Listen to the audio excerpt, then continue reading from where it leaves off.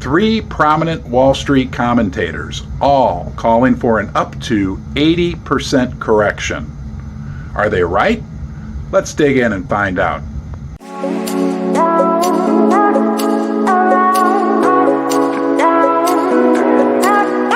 And you're probably wondering, what does this mean for the price of gold and silver? Hey, you know what? I'm wondering too, and it all gets to be a little confusing. But I can tell you one thing for sure. There are three, what I might call prominent Wall Street analysts who are currently calling for major corrections in the market. Who are they? First, you have David Hunter. He's a market strategist, I believe he calls himself. He's been very accurate over the last 2 years. He's calling for a melt up first and then a big crash, a bust, I believe he calls it in the market. Who's the second person?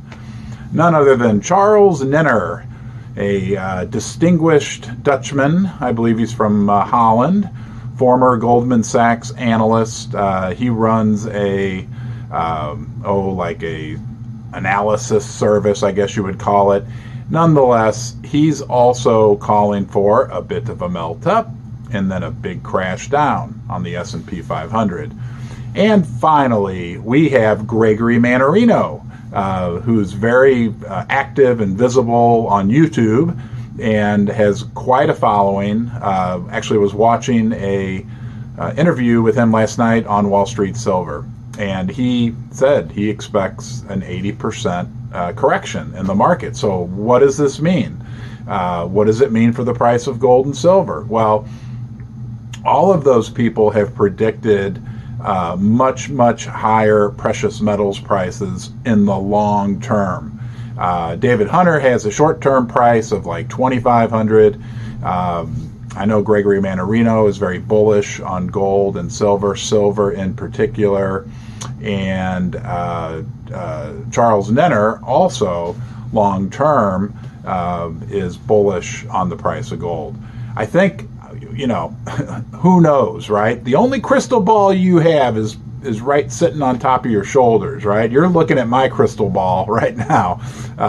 We don't know. And it's if we knew, obviously we would make the appropriate choices. So I think at this point, the wise thing to do is have kind of a balanced approach. At least that's what I'm doing.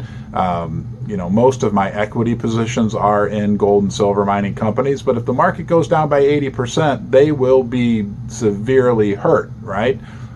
Probably less severely than the general markets and certain sectors in particular that have been running sky high lately.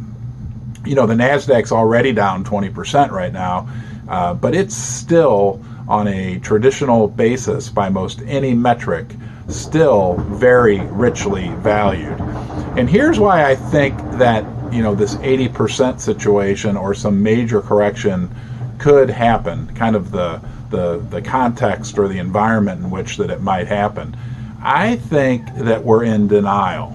Now, we aren't in denial because we're smart, right? But I think a lot of people, overall are kind of in denial, that the market has just inflated so highly over the last 10 years. And on top of that, what they're really in denial about is the situation in Russia and how that is just completely changing the geopolitical landscape. I mean, we aren't trading with each other anymore.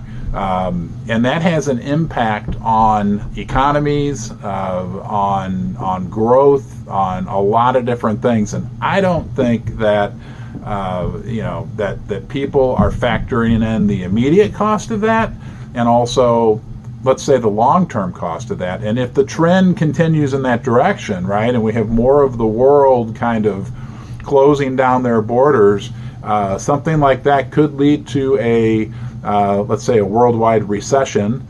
Some people say depression. I don't like to think that that's going to happen, but a pretty severe recession and a major haircut in equity prices. I apologize. There's 3 10-year-old girls jumping on the floor above me. That's life in the basement.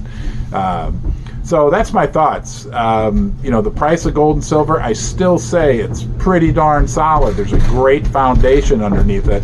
And Charles Nenner, David Hunter and Gregory Manarino are all bullish on gold and silver long term. And these aren't like the big name analysts, but I kind of respect their work a little more. I think the big name analysts at Goldman and the big banks and all that, I think they're kind of constrained in what they can say. They have to kind of fit the general narrative of what all the other big companies are saying. Thanks for watching. I hope you enjoyed my video. I'd be interested to hear your thoughts. If you like my video, please give it a thumbs up. If you would like to subscribe, I think it's over here. You can subscribe. Have a great day, and we'll see you soon. Bye-bye.